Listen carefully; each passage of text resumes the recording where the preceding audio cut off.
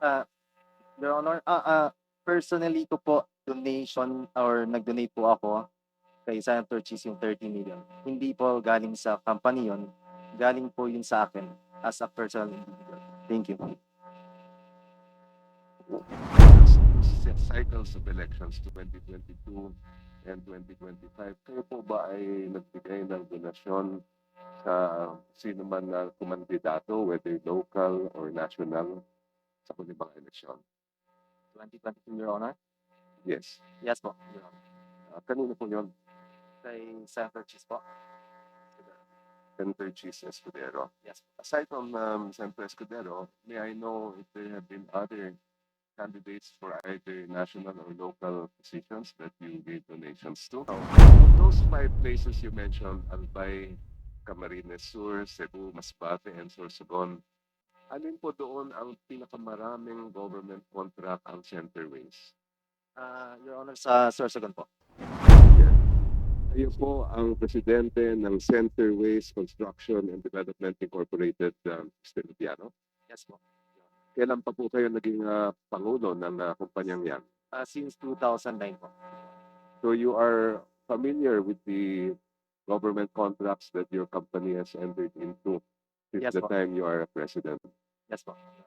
More or less since 2022 hanggang ngayon po, mga ilan ang government contracts ng Centerways as far as you know? Kapag government po, yung na mga nabid po namin, nasa, I think, from 2022 to 2020, nasa 80 po. More or less around po, more or 80 projects. Yes po. Thank you. Saan lugar itong mga proyektong ito? More on Bicol po. Bicol. Yes. Where in Bicol specifically, sir? Sorsogon, Your Honor. Meron kayo sa Sorsogon. Yes po. Meron din po kayo sa ibang mga lugar sa Bicol? Yes po. Depende po sa napapanalunan namin po sa bidding. Can you recall the places aside from Sorsogon? May council din po. Depende po sa napapanalunan po. Pero mostly in Bicol po. Yes, you have some in Albay. Is that correct? Yes po. Yes po. At 2001, I think. Some in Camarines Sur. Yes po. Yes po. Also some in other provinces like Cebu and Masbate.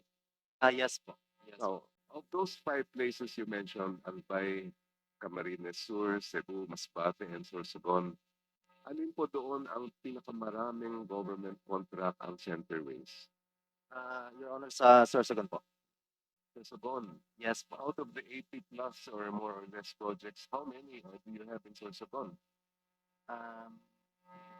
Pwede ko po i-check sa record niyo. But, To be exact. ballpark figure. Sabi niyo, ang pinakamarami ay doon sa Sorsogon. Yes. Siguro mga 30 po, Your Honor. I think. I was checking the website of Sumbong sa Pangulo. Yes po. Ang nakita ko doon, umaabot yata ng around 50, 53. Can you confirm that, please? Sure, i-check ko po, Your Honor. But you're sure that most of your projects came from or are located in Sorsogon? Yes po, Your Honor. Now, you were named as, let me just rephrase that question. Meron po ba kayong kamag-anak, asawa, o kaya kapamilya na nasa gobyerno ngayon? Yes po, Your Honor. Sino po sila? At ano ang kanilang posisyon? Sino po sila? Yung sinasabi niyo kamag-anak ninyo. Kapatid ko po, Your Honor. And what is his position in government? Mayor po, ngayon. Sa isang bayan sa Sorsogon. Saan po? Sa Sorsogon. Sorsogon. Aside from your brother or is that sister? Wala po akong sister. Sino pa po? Brother ko po, city councilor din po. Maliban doon sa dalawang nabanggit ninyo, meron po ba kayong ibang kamag-anak? Wala na po. Government. Sa pagkakaalam ko po, wala na po. How about business partners? Do you have any business partners who are in government? Wala po, Your Honor. In the last elections, last two cycles of elections, 2022 and 2025, kayo po ba ay nagbigay ng donasyon sa sino man na kumandidato, whether local or national, sa kuning mga eleksyon? 2022, Your Honor? Yes. Yes po, Your Honor. Kanino po yun?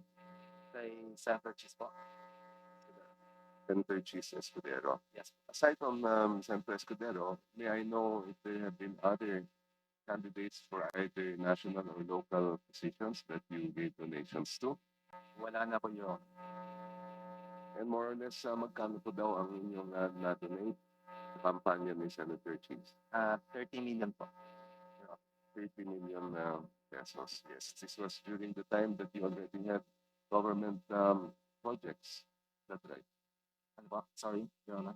Noong panahon na yun, ay kayo ay meron ng mga proyekto o kontrata sa gobyerno. Yes po, since 2009 po. Thank you. No more questions, Mr. Chair. Your Honor, personally ko po donation or nag-donate po ako kay Senator Cheese yung 30 million. Hindi po galing sa company yun, galing po yun sa akin as a personal individual. Thank you.